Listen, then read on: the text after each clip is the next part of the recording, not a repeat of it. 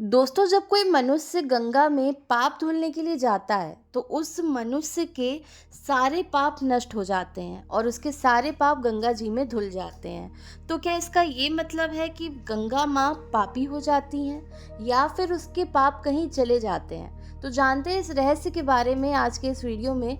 तो बने रहिएगा अंत तक। अगर आप हमारे चैनल पर नए हैं तो चैनल को सब्सक्राइब कर लेना और वीडियो पसंद आए तो वीडियो को भी लाइक कर लेना। एक बार एक ऋषि ने सोचा कि लोग गंगा में पाप धोने के लिए जाते हैं, तो क्या इसका मतलब यह हुआ कि उसके सारे पाप गंगा जी में समा जाते हैं? और क्या गंगा माँ भी पापी हो जाती हैं? और फिर उन्होंने यही सब जानने के लिए तपस्या की कि पाप कहाँ जाता है।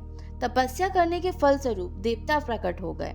ऋषि ने पूछा कि भगवान, जो पाप गंगा में धोया जाता है वह पाप कहाँ जाता है? तो भगवान ने कहा कि चलो गंगा जी से ही पूछते हैं।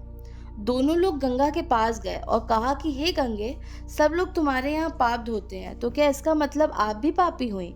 गंगा ने कहा कि मैं क्यों पापी हुई? मैं तो सारे पापों को ले जाकर समुद्र को अर्पित कर देती हूँ। अब वे लोग समुद्र के पास गए और कहा कि हे सागर, गंगा जो पाप आपको अर्पित कर देती हैं, तो इसका मतलब आप भी पापी हुए। समुद्र ने कहा कि मैं क्यों पापी हुआ? मैं तो सारे पापों को लेकर भाप बनाकर बादल बना देता हूँ। अब वे लोग बादल के पास गए, कहा कि हे बादल, समुद्र जो पापों को भाप बनाकर बादल बना देते हैं, तो इसका मतलब आप पापी हुए।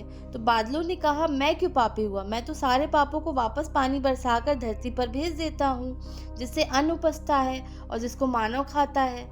उस अन्न में जो अन्न जिस मानसिक स्थिति में उगाया जाता है और जिस वृत्ति से प्राप्त किया जाता है, जिस मानसिक अवस्था में खाया जाता है, उसी अनुसार मानव की मानसिकता बनती है। इसीलिए कहते हैं कि जैसा खाए अन्न वैसा बनता मन।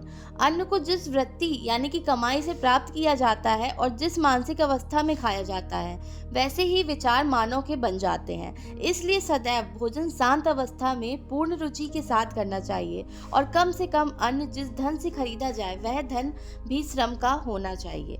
तो दोस्तों, आपको ये जानकारी, आपको ये पौराणिक कथा कैसी लगी हमें कमेंट बॉक्स में जरूर बताएं। अगर वीडियो पसंद आए तो वीडियो को लाइक करें, चैनल को सब्सक्राइब करें और कमेंट में जय श्री राधे लिखना ना भूलें।